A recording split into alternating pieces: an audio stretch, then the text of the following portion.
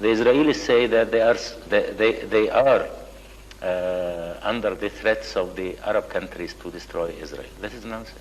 The Arab countries are under the threats of Israel to be destroyed. Præsident Gamal Abdel Nasser, trods talrige anslag, den leder, der har været længst ved magten i noget mellemøstligt land. Siden midten af 50'erne har han altså ikke blot været Egyptens leder, men også førstemanden i hele den arabiske verden. Og han har gang på gang spillet en afgørende rolle på den internationale politiske scene. Han er omstridt som få. For nogle er han den store reformator, bannerføreren i kampen mod indlandsk og udenlandsk undertrykkelse. For andre er han urostifteren, manden, der forhindrer fred i Mellemøsten. Vi befinder os i øjeblikket i Cuba-paladset i Cairo. Det er præsidentens officielle arbejdsplads. Og her ved siden af mig er han, manden, der har været centrum i Mellemøsten i 18 år. Mr. President, in a recent interview, the Israeli Premier Golda Meir said that there are nobody else in the world except the Arab leaders who wants to destroy another people. The Israeli propaganda has also often claimed that. Do you want to destroy Israel and the Jews? Well, the Israeli leaders always say that about the Arabs. But you can have a look about all my speeches for the last 18 years. Nothing was said in these speeches about something like that. All what we wanted, the rights of the peoples of Palestine, who were expelled completely out of their land, deprived of their properties. These were 1 million. Now, of course, after the occupation of the Arab territories by the Israeli army, we want the withdrawal of the occupied forces from our territory. Let's say the Israeli forces. But you have said formally that Israel was an artificial state, and also that it didn't have a natural sovereignty. Is that correct? Nothing was said. On which conditions are you willing to conclude peace with Israel? Well, we have agreed about the implementation of the United Nations resolution of November 67. And these are the conditions. From our point of view, we want the complete withdrawal of the Israeli forces from the occupied Arab territories in Egypt, Jordan, and Syria. Then, according also to the United Nations resolution, the rights of the Arabs of Palestine, that is the resettlement of the refugees or compensation, as it was said in the United Nations resolutions. Well, the other parts, arrangements for peace, we agreed about that. The right of each country to live, the integrity, the recognized and secured boundaries, the right of Israel in the navigation in Suez Canal and the Gulf of Aqaba. Are you willing to establish diplomatic relations with Israel if Israel withdraws and a solution is found to the Palestinian problem? Well, of course, we cannot say something about if now, because, you know, we have now bitterness. Our people are killed every day. We are subjected to attacks. Our cities were subjected to attacks. Our children were subjected to attacks by the Israeli airplanes. So I don't think it is the time now to speak about diplomatic relations. Do you think the possibilities for a peaceful settlement are bright now? No, I don't think so. Because the Israelis are not really aiming for peace. They aim for expansion. The leaders of Israel have stated, nearly all of them, their objectives and their views, their ambitions.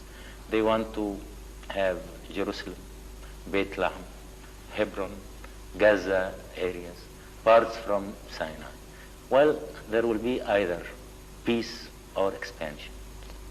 The Israelis have offered the Arabs peace, but they want direct negotiations first. I know that Your Excellency has formally said that you would not participate in direct negotiation, but will you participate in indirect negotiations? Well, what is really the Yaring mission hearing mission was indirect negotiation, was to talk with us and talk with Israel. This was the United Nations resolution. We could not at all sit with the Israelis while they occupy our land and talk and negotiate, because the Israelis will be in the position of strength.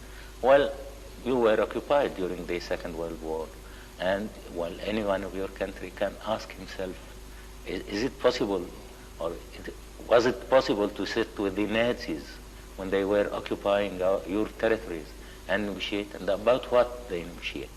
Now they say that they want peace and they want negotiations, but Jerusalem is not for negotiations. Bethlehem is not for negotiation. Hebron is not for negotiation. Sharm el-Sheikh in Sinai is not for negotiation. Gaza is not for negotiation. So if we go for negotiation, we'll go to surrender. Within which borders are you willing to recognize the state of Israel? The borders before the 67 war? Yes, the borders where the Israelis were on the 4th of June 1967. Would you welcome a resumption of the Yaring mission today? Yes, but Yaring has asked us many questions. We answered all his questions clearly.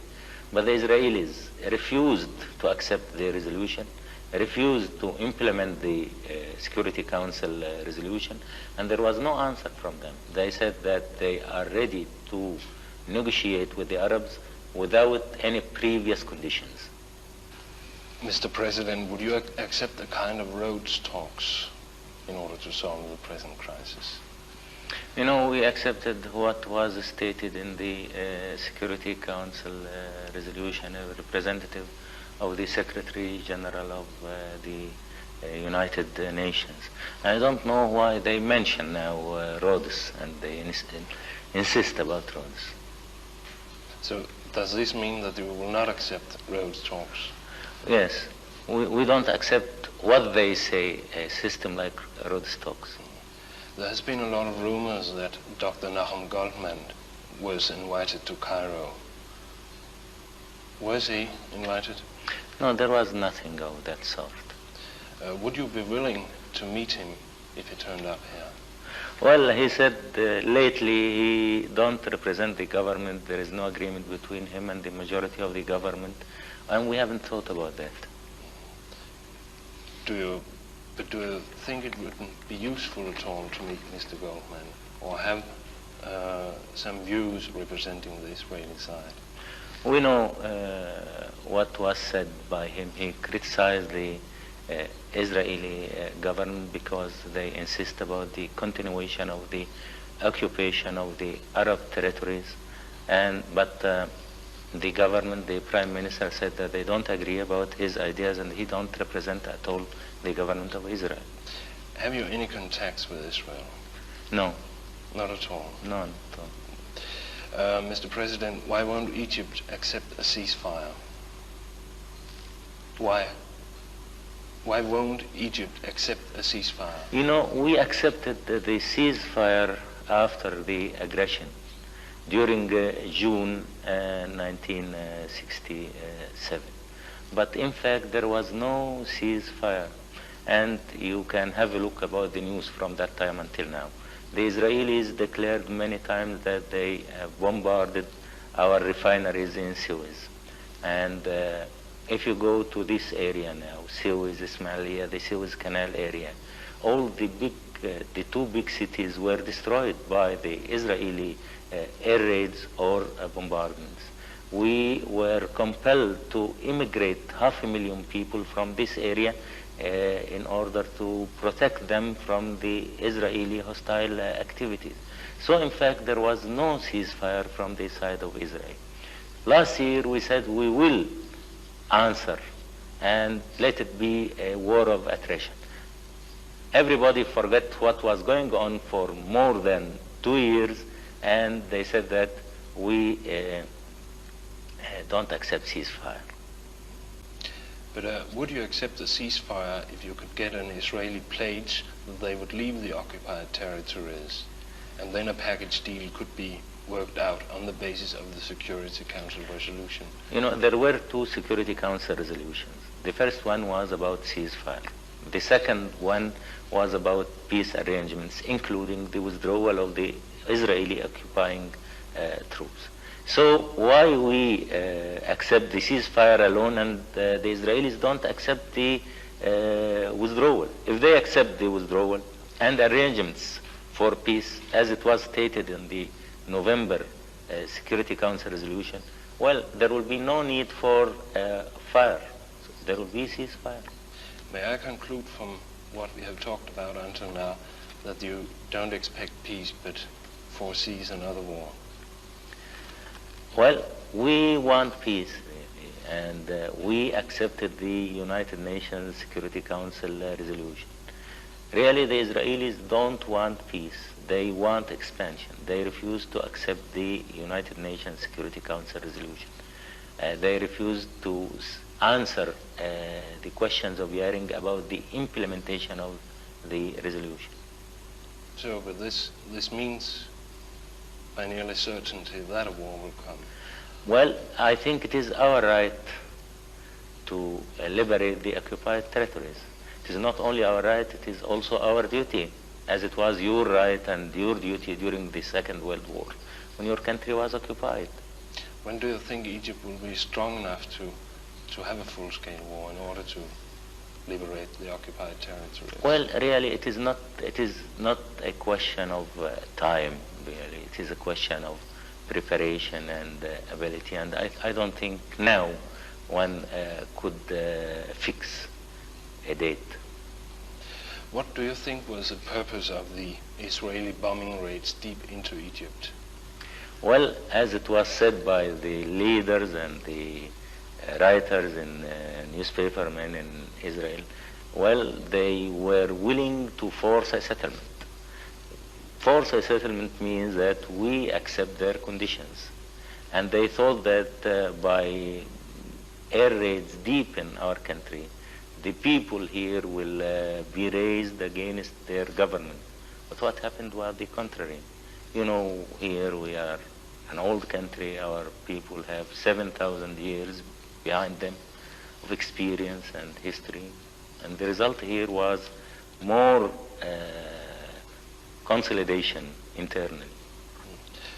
Do you think they on purpose bombed civilian targets? I'm thinking of ابدا and Bakr. Yes, of course. And I think this was as experiments. You know, they begin to raid the civilian targets and see what will happen all over the world, what will be the reaction. If it goes on easy, well, they could continue. Why didn't Egypt retaliate? I think you, Mr. President, have formally said that if the Israelis bombed civilian targets in Egypt, Egypt would retaliate. Well, you know, if we retaliate, we have to be sure that we'll be able to continue in the retaliation. Because if we don't continue, this will be another defeat. But does this mean that you'll not retaliate the next time they bomb a civilian target if it comes? Well, I don't think that it will be easy to raid civilian targets again. But I think if there is a case like that, we have to study it case by case. Now there have been a stop in the bombings over the Nile Delta for some time. Do you think they have fully stopped? Well, you know, it is impossible to say something like that because whatever the air defense is strong, any aeroplane would be able to enter deep in the country. So we don't think about stopping their raids.